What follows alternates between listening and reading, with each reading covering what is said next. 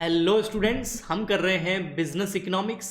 Business economics के अंदर आज हम चैप्टर स्टार्ट कर रहे हैं डिमांड फोरकास्टिंग। डिमांड फोरकास्टिंग का ये लेक्चर नंबर फर्स्ट है, या आप कह सकते हैं ये पार्ट नंबर फर्स्ट है। ओके, यानी कि इसके और भी पार्ट आएंगे। चैप्टर स्टार्ट करते हैं। सबसे पहले इंट्रोडक्शन। तो यहाँ पर देखेंगे आपको इस चैप्टर का जो हेडिंग है, जो नेम है, वो है डिमांड फोरकास्टिंग। तो दो वर्ड मिल रहे हैं आपको, एक डिमांड, एक फोरकास्टिंग। ठीक है, डिमांड के बारे में तो आप बहुत कुछ पढ़ चुके हैं, बहुत सारे लेक्चर मैंने अपलोड कर रखे हैं, है ना।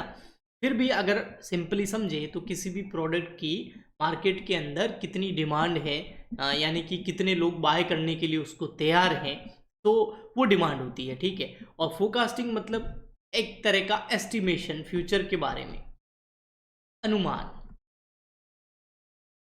फ्यूचर के बारे में अनुमान। ठीक है, सो अब अगर इन दोनों वर्ड को मिला दिया जाए तो इसका मतलब ये हुआ, सिंपली समझे तो, कि अगर कोई भी कंपनी किसी भी प्रोडक्ट या सर्विस को बना रही है तो वो ये ज़रूर पता करना चाहेगी कि फ्यूचर में जब उसको सेल करेंगे तब मार्केट में किसी भी प्रोडक्ट की डिमांड कितनी होगी। तो ये हो गया डिमांड फोरकास्टिंग, ताकि फिर वो उस हिसाब से जो है प्रोडक्शन कर सके। अगर बहुत ज़्यादा प्रोडक्शन कर दिया और मार्केट में डिमांड कम है तो भी खराब। अगर बहुत कम प्रोडक्शन कर दिया और मार्केट में पता चला डिमांड बहुत ज़्यादा है तो भी खराब। तो उस एक डिसीजन लेने के लिए या एक बैलेंस मेंटेन करने के लिए डिमांड फ्यूचर में किसी भी प्रोडक्ट की कितनी होगी उसका एस्टिमेशन लगाना, उसका अनुमान लगाना बहुत ज़्यादा ज़रूरी होता है, और इसे डिमांड फोरकास्टिंग कहा जाता है। तो आइए इस डिमांड फोरकास्टिंग को हम और अच्छे से समझते हैं। देखिए यहाँ क्या लिखा हुआ है, demand forecasting is an important tool. देखो ये बहुत इंपॉर्टेंट टूल है। देखो डिमांड फोरकास्टिंग क्या है, एक बहुत इंपॉर्टेंट टूल है for business decision making. Business के अंदर डिसीजन लेने के लिए, बिजनेस के अंदर फ्यूचर प्लानिंग करने के लिए डिमांड फोरकास्टिंग एक इंपॉर्टेंट टूल है। बिना डिमांड फोरकास्टिंग के ना आप डिसीजन ले सकते हैं, ना फ्यूचर के बारे में प्लानिंग कर सकते हैं। ठीक है, क्योंकि इसी से पता चलता है कि प्रोडक्शन कितना करना है। ठीक, ओके। देखिए नोट यहां मैंने डाला है क्योंकि इसके अंदर एक इंपॉर्टेंट चीज आती है कि कोई भी, चाहे वो न्यू फर्म हो, कोई नई कंपनी हो, नई फर्म हो, या कोई ओल्ड फर्म हो, वो हमेशा over production and under production दोनों ही स्टेज से बचना चाहेगी। ओवर प्रोडक्शन का मतलब मैन्युफैक्चरिंग कर ली बहुत ज़्यादा, प्रोडक्शन कर लिया बहुत ज़्यादा, प्रोडक्ट्स बना दिए बहुत ज़्यादा। जैसे फॉर एग्जांपल के लिए इलेक्ट्रिक पेन है, ये पेन बना लिए किसी कंपनी ने 1 लाख, लेकिन मार्केट में उसकी डिमांड जो है वो 60,000 की थी उस टाइम पीरियड के अंदर, तो अब 40,000 ओवर प्रोडक्शन हो गया ना। ठीक है, ऐसे कैसे अंडर प्रोडक्शन, मतलब इसकी डिमांड है मार्केट में, मान लेते हैं 60,000 और हमने प्रोडक्शन कर लिया ओनली 20,000 का, ये भी प्रॉब्लम है। तो अंडर प्रोडक्शन और ओवर प्रोडक्शन, इन दोनों प्रॉब्लम से बचना है, इन दोनों बड़े लॉसेस से बचना है। तो हर कंपनी इस टूल का यूज़ करती है जिसको बोलते हैं डिमांड फोरकास्टिंग, और उससे वह फ्यूचर में होने वाली डिमांड का एक एस्टिमेशन पता कर लेती है, जिससे प्रोडक्शन का डिसीजन लेने में, फ्यूचर की प्लानिंग करने में, मार्केटिंग स्ट्रेटजी बनाने में, सब जगह बहुत ज़्यादा हेल्प मिलती है कंपनी को। तो डिमांड फोरकास्टिंग बहुत इंपॉर्टेंट चीज़ है। इसकी डेफिनेशन देखिए, एक इंपॉर्टेंट टूल है आप ये बोल सकते हैं। डेफिनेशन में आप देखेंगे तो demand forecasting is a tool, देखो बार बार आ रहा है demand forecasting is a tool, तो आप ये याद रखना कि डिमांड फोरकास्टिंग जो है वो एक टूल है। ठीक है, okay, of economic analysis, economic analysis करना। ठीक है, किसी भी इकोनॉमिक्स के एनालिसिस करने का एक टूल है जिसका नाम है demand forecasting, which estimate or anticipate the potential demand for a commodity in future। किसी भी एक कमोडिटी की, किसी भी एक प्रोडक्ट की, सर्विस की मार्केट के अंदर डिमांड की पोटेंशियल कितना है, डिमांड की क्षमता कितनी, कैपेसिटी कितनी है ना, पोटेंशियल कितना है कि इसकी मार्केट में कितनी डिमांड होगी, कितने लोग इसको बाय करने के लिए तैयार होंगे, किसी प्रोडक्ट या किसी कमोडिटी, किसी सर्विस को। इसका पता लगाना, इसका एनालिसिस करना, इसका एंटीसिपेशन करना, यही जो है इस टूल के जरिए किया जाता है जिसका नाम है demand forecasting. Which is based on some factual information and past data, जो कुछ पास्ट के डेटा और कुछ टेक्निक्स के जरिए किया जाता है। चलिए देखिए आगे हम अच्छे से समझते हैं इसकी कैरेक्टरिस्टिक्स, डिमांड फोरकास्टिंग की कैरेक्टरिस्टिक्स क्या है। तो देखिए, बेस्ड ऑन एक्सपेक्टेशन, एस्टिमेशन है ना, एक्सपेक्टेशन, कोई फ्यूचर में जाके सही में थोड़ी पता कर सकता है कि फ्यूचर में डिमांड कितनी होगी। जैसे अगर जैसे लॉकडाउन लगा था, तो उस टाइम अगर हमको पहले से ही पता होगा कि बाद में जो है कुछ चीज़ों की डिमांड बहुत ज़्यादा होने वाली है, तो हम हमारे घर पे लाके भर के नहीं रख देते। जैसे आपको एक एग्जांपल दूं कि उस टाइम जो वो है ना, एक पान मसाले जो आते हैं, अ, दाने दाने में है केसर का दम, ठीक है, तो अगर उसके बारे में हमको पहले से ही पता होता तो हम बहुत सारे प्रोडक्ट वो पुड़िया घर पे लाके नहीं रख देते, क्योंकि 1 रुपी या 2 रुपी का जो पैकेट था वो 50-50 रुपीज़ में बिकने लग गया था। आप लोग जानते होंगे, है ना, जो खाने वाले थे उनको तो चाहिए, कैसे ना कैसे चाहिए, तो वो 50 रुपये खर्च करने के लिए भी तैयार थे। यानी कि 1 रुपये की चीज़ के बदले में 50 रुपये 100 रुपये देने के लिए भी लोग तैयार थे। यानी कि मार्केट में डिमांड बहुत ज़्यादा आ गई थी, क्योंकि आगे से सप्लाई रुक गई थी, क्योंकि लॉकडाउन था। तो अगर हमको उस टाइम पता होता, क्या हमको पहले से पता था ऐसा कुछ होने वाला है? नहीं। तो फ्यूचर में क्या होने वाला है, किस चीज़ की डिमांड बहुत ज़्यादा ऊपर चली जाएगी, किस चीज़ की डिमांड कम आ जाएगी, किसी भी वजह से। एक लॉकडाउन तो मैंने ऐसे एग्जाम्पल दिया है, बहुत सारे फैक्टर्स होते हैं जो डिमांड को इफेक्ट कर सकते हैं, तो उसका तो हमें एकदम से एक्चुअल पता नहीं लगा जा सकता, बट हम एक्सपेक्ट कर सकते हैं। जो अभी का डेटा है, जो करंट सिचुएशन है, जो पास्ट का डेटा है, जो फ्यूचर के बारे में हम प्लानिंग उस बेसिस पे कर सकते हैं। तो यही बोला है, बेस्ड ऑन एक्सपेक्टेशन, ठीक है। जो डिमांड फोरकास्टिंग होती है वो एक्सप्रेस्ड इन फिजिकल टर्म और मॉनेटरी टर्म, कि किसी भी प्रोडक्ट की डिमांड कितनी होगी, तो उसको या तो फिजिकल टर्म में, यानी कि मान लेते हैं इलेक्ट्रिक पेन जो है, इसकी पास्ट ईयर का मैंने देखा सेल्स कितना है, अभी करंट ईयर में मैंने देखा मार्केट में कितनी डिमांड है, और फिर उस बेस पे मैंने एस्टिमेशन लगा दिया कि नेक्स्ट ईयर जो है ये 1 लाख पेन जो है बिकेंगे, 1 लाख पेन की इसकी डिमांड आएगी। तो मॉनेटरी ये हो गया फिजिकल टर्म में। मॉनेटरी टर्म में मतलब मान लेते हैं कितने सेल्स होगी, जैसे एक पेन जो है मान लेते हैं 100 रुपीज़ का है, तो 1 लाख मल्टीप्लाई बाय 100 कर लो, तो 1 करोड़ रुपीज़ के आसपास की सेल हो सकती है। मॉनेटरी टर्म या फिर फिजिकल टर्म में जो है डिमांड को फोरकास्ट किया जा सकता है, एस्टिमेट किया जा सकता है। Done at micro and as well as macro level. Micro level मतलब किसी एक फर्म के बारे में, किसी एक सेक्टर के बारे में पता कर सकते हो।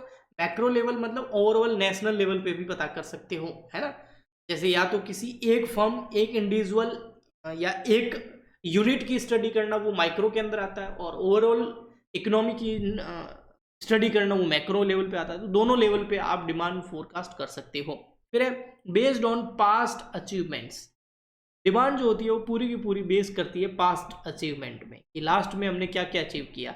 मान लेते हैं जैसे 2015 के अंदर इन पेन्स की डिमांड थी 10,000, 2016 के अंदर इसकी डिमांड होगी 15,000, 15,000 पेन, इलेक्ट्रिक पेन।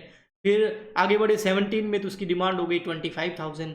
फिर हम आगे बढ़े 18 में तो डिमांड हो गई 30,000। फिर हम आगे बढ़े 19 में तो डिमांड हो गई इसकी मान लेते हैं 40,000 पेन्स। और फिर हम आगे बढ़े 20 में आए तो उसकी डिमांड हो गई 60,000 पेन्स, और 21 में इसकी डिमांड है 1 लाख पेन। तो देख रहे हो धीरे धीरे डिमांड बढ़ ही रही है। तो अब आप क्या फ्यूचर एक्सपेक्टेशन क्या करोगे? पास्ट डेटा मैंने एनालिसिस किया, पास्ट अचीवमेंट आपको बताया, तो अब आप फ्यूचर के बेसिस पे क्या एक्सपेक्ट करोगे कि डिमांड 1 लाख से कम होगी, ज़्यादा होगी? हमेशा ज़्यादा हो रही है तो ज़्यादा ही होगी डिमांड, तो कम से कम 2 लाख रुपए 2 लाख पेन की डिमांड हो सकती है। ओके, ठीक। फिर using different techniques for analysis of future demand. बहुत सारी टेक्निक्स है जिसके जरिए एनालिसिस किया जाता है फ्यूचर डिमांड को, जिसको हम डिमांड फोरकास्ट बोलते हैं, based on today's business planning. और इसमें जो आज की बिजनेस प्लानिंग है उसके ऊपर भी ये बेस्ड होती है। ये हो गई कैरेक्टरिस्टिक्स। नेक्स्ट चलते हैं objectives of demand forecasting. Objectives क्या है डिमांड फोरकास्टिंग? तो 2 ऑब्जेक्टिव है डिमांड फोरकास्टिंग के, एक है शॉर्ट रन, एक है लॉन्ग रन। देखो 2 ऑब्जेक्टिव है, short run and long run. तो फर्स्ट हम पढ़ते हैं शॉर्ट रन। शॉर्ट रन में क्या ऑब्जेक्टिव लेके हम डिमांड को फोरकास्ट करते हैं, है ना। मैं जानना चाहता हूं कि 1 ईयर के अंदर अंदर मेरे इस प्रोडक्ट की, आने वाले 1 साल में मेरे इस प्रोडक्ट की डिमांड कितनी होने वाली है। ये शॉर्ट रन हो गया 1 ईयर के अंदर अंदर। तो ऐसा मैं क्यों चाहता हूं? मेरे क्या ऑब्जेक्टिव है ये पता करके, मान लेते मैंने एस्टिमेट लगा दिया, डिमांड फोरकास्ट कर लिए, तो इससे मुझे क्या मिलेगा, क्या उद्देश्य है मेरा ये पता करना कि आने वाले 1 ईयर में ये पेन कितने सेल होने वाले हैं, इसकी डिमांड कितनी होने वाली है। तो फर्स्ट यह पता करके मैं 1 ईयर की प्रोडक्शन को प्लानिंग कर सकता हूँ कि 1 ईयर में मेरी सेल्स कितनी होगी। वो अगर मुझे पता चल जाए तो मैं उस बेस पे मेरा प्रोडक्शन की प्लानिंग करूँगा कि अगर इतनी डिमांड है तो इस बेसिस पे अभी जो मेरी फैक्ट्री है उसके अंदर जो मशीन्स लगी है क्या उनमें कैपेसिटी है कि वो इतनी डिमांड को पूरा कर पाएंगे। तो प्रोडक्शन की पूरी मैं प्लानिंग कर सकता हूँ। अवेलेबिलिटी ऑफ रॉ मटेरियल, जो मार्केट में डिमांड है उतना मेरे पास रॉ मटेरियल अवेलेबल है, कहीं रॉ मटेरियल की शॉर्टेज तो नहीं चल रही है मार्केट के अंदर। अवेलेबिलिटी ऑफ लेबर फोर्सेस, 2 तरह के लेबर फोर्स होते हैं, स्किल्ड और अनस्किल्ड। तो मेरे इस प्रोडक्शन में कौन से लेबर ज़्यादा काम आते हैं, क्या उनकी अवेलेबिलिटी है, स्किल्ड लेबर कितने हैं मेरे पास, क्या और ज़रूरत पड़ेगी उनकी। ठीक है। ऑप्टिमम यूटिलाइजेशन ऑफ रिसोर्सेज, जो फ्यूचर में डिमांड आ रही है शॉर्ट रन के अंदर 1 ईयर के अंदर, क्या उससे मेरे जितने भी रिसोर्सेज हैं उनका ऑप्टिमम यूज़ हो रहा है। मतलब ऑप्टिमम यूटिलाइजेशन का मतलब है मेरी जो कैपेसिटी है प्रोडक्शन की, क्या वो पूरी कैपेसिटी यूज़ हो पा रही है। जैसे जो मशीन लगी हुई है उसमें 1 ईयर के अंदर जो है टोटल 2 लाख पेन इलेक्ट्रिसिटी, ये पेन जो है इसका प्रोडक्शन हो सकता है, इतनी कैपेसिटी है एक मशीन में। तो क्या उसका पूरा यूटिलाइजेशन हो रहा है, क्या और मशीन खरीदनी चाहिए। ठीक है। तो रिसोर्सेज का फुल यूटिलाइजेशन करना है, हो रहा है या नहीं हो रहा है, वो मैं डिमांड फोरकास्ट से पता लगा सकता हूँ। Formulation of pricing policy, product की प्राइस कितनी रखनी है उसका फॉर्मुलेशन अभी हो सकता है। अगर डिमांड बहुत ज़्यादा है मार्केट में, आने वाले टाइम में लगता है कि डिमांड बहुत ज़्यादा होने वाली है, तो मैं क्या करूँगा, अभी से जो है ज़्यादा प्रोडक्शन करूँगा। ज़्यादा प्रोडक्शन करूँगा तो कॉस्ट कम पड़ेगी, कॉस्ट कम पड़ेगी, पर यूनिट कॉस्ट कम आती है ना। अगर ज़्यादा प्रोडक्शन करते हैं तो कॉस्टिंग बड़ी होगी आपने, तो पर यूनिट कॉस्ट कम आएगी तो मेरा मार्जिन ज़्यादा रहेगा। तो मैं कॉम्पिटिटर जो है मेरे उनसे भी जो है मैं क्या कर सकता हूँ, मुकाबला कर सकता हूँ। ओके। तो उस हिसाब से मैं मेरी प्राइसिंग रखूँगा। सेल्स टारगेटिंग है ना, कितनी डिमांड है उस हिसाब से मेरा कितना मार्केट में शेयर है, क्योंकि और भी तो कंपनियां होगी जो ये पेन बनाती होगी, तो उस हिसाब से मैं मेरा सेल टारगेट फिक्स कर सकता हूँ। फाइनेंशियल प्लानिंग, जो प्रोडक्शन करूंगा उसका पैसा कहाँ से आया, वर्किंग कैपिटल कितनी है मेरे पास, क्या और पैसा चाहिए, एक्सपांसन करना है क्या, फाइनेंस कहाँ से ले सकते हैं, है ना, पब्लिक फाइनेंस ले सकते हैं, बैंकों से ले सकते हैं, फाइनेंशियल इंस्टीट्यूशन से ले सकते हैं, हमारे पास में खुद है, खुद पैसा लगा सकते हैं। तो वो सब प्लानिंग जो है वो डिमांड फोरकास्ट करने के बाद में शॉर्ट रन में की जा सकती है। सो डिमांड फोरकास्टिंग बहुत इंपॉर्टेंट है।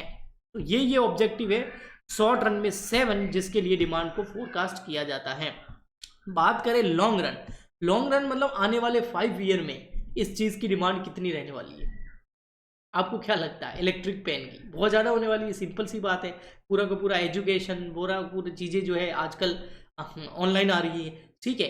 तो planning to setup a new firm, क्या मुझे न्यू फर्म सेटअप करनी चाहिए इस फील्ड के अंदर।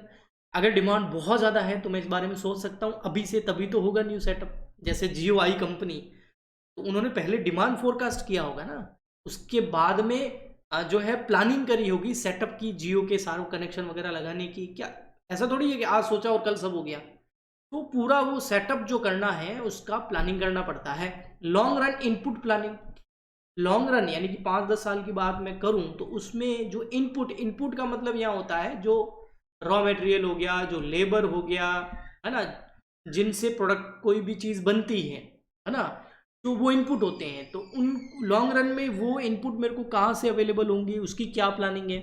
Long run financial planning, long run में कितना पैसा चाहिएगा, क्या मैं आईपीओ निकालूंगा, शेयर इशू करूंगा, बैंकों से लोन लूंगा, क्या कहाँ से अरेंजमेंट होगा लॉन्ग रन। तो वो उसकी प्लानिंग क्या है। कॉस्ट एनालिसिस, लॉन्ग रन के अंदर अगर जो प्रोडक्ट है प्रोडक्शन बढ़ेगा, अगर डिमांड ज़्यादा आ रही है, नई चीज़ें सेटअप करेंगे, बिजनेस का एक्सपांसन करेंगे, तो उससे प्रोडक्शन भी बढ़ेगा, और प्रोडक्शन बढ़ेगा तो कॉस्ट क्या आएगी, कम आएगी। तो उसका भी एनालिसिस करना कि कॉस्ट कितनी कम आएगी। ठीक है। तो ये सब चीज़ें जो है ये लॉन्ग रन के अंदर डिमांड फोरकास्टिंग के ऑब्जेक्टिव्स होती हैं। ओके। तो आज के लेक्चर में हमने डिमांड फोरकास्टिंग क्या होता है, डिमांड फोरकास्टिंग के कैरेक्टरिस्टिक्स एंड डिमांड फोरकास्टिंग के ऑब्जेक्टिव्स पढ़े, जो कि थे 2, short run and long run. Next lecture के अंदर यानी नेक्स्ट पार्ट के अंदर हम इसको और आगे बढ़ाएंगे। अगर आपको ये अच्छे से समझ में आया है तो आप इस वीडियो को लाइक कर सकते हैं, शेयर कर सकते हैं, चैनल को सब्सक्राइब कर सकते हैं। हम मिलते हैं नेक्स्ट वीडियो में। आज के लिए इतना ही, तब तक के लिए गुड बाय।